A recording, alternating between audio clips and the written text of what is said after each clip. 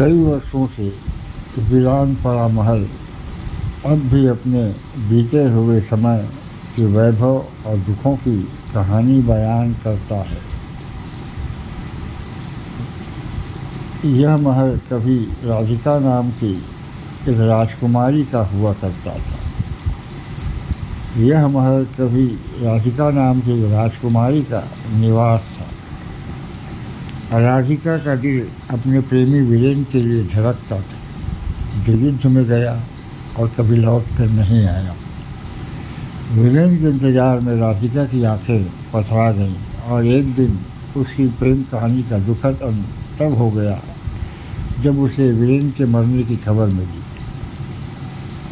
राधिका ने अपने प्रेमी के बिना जीने से इनकार कर दिया। राधिका ने अपने प्रेमी के बिना जीने से इनकार कर दिया और महल की मीनार से छलांग लगा दी। राधिका की आत्मा अब भी उस महल में भटकती है। राधिका की आत्मा अब भी उस महल में भटकती है, एक प्रेम वियोगिनी के रूप में। लोग कहते हैं कि पूर्णिमा की रात को उसकी चीखें सुनाई देती है, मानो वह अपने प्रेमी को पुकार रही है। जिस किसी ने भी उसकी आवाज़ सुनी वो हमेशा के लिए गायब हो गया। एक दिन आकाश नाम का एक जिज्ञासु व्यक्ति महल के बारे में सुनकर वहाँ पहुँचा। एक दिन आकाश नाम का जिज्ञासु व्यक्ति महल के बारे में सुनकर वहाँ पहुँचा।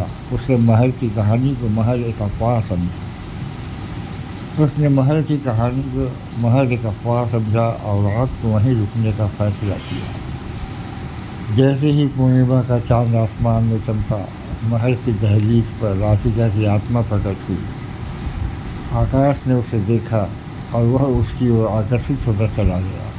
आत्मा ने उसे अपने दर्दनाक प्रेम संसार में खींच लिया और आत्मा ने उसे अपने दर्दनाक प्रेम संसार में खींच लिया, जहाँ से लौटना असंभव था। अगली सुबह आकाश का कोई नामो निशान नहीं था और महल एक बार फिर अपने रहस्य के साथ खड़ा था। उस विरही आत्मा का घर जो अब भी अपने प्रेमी की प्रतीक्षा कर रही है, जो अब भी अपने प्रेमी की प्रतीक्षा कर रही है, जो अब भी अपने प्रेमी की प्रतीक्षा कर रही है।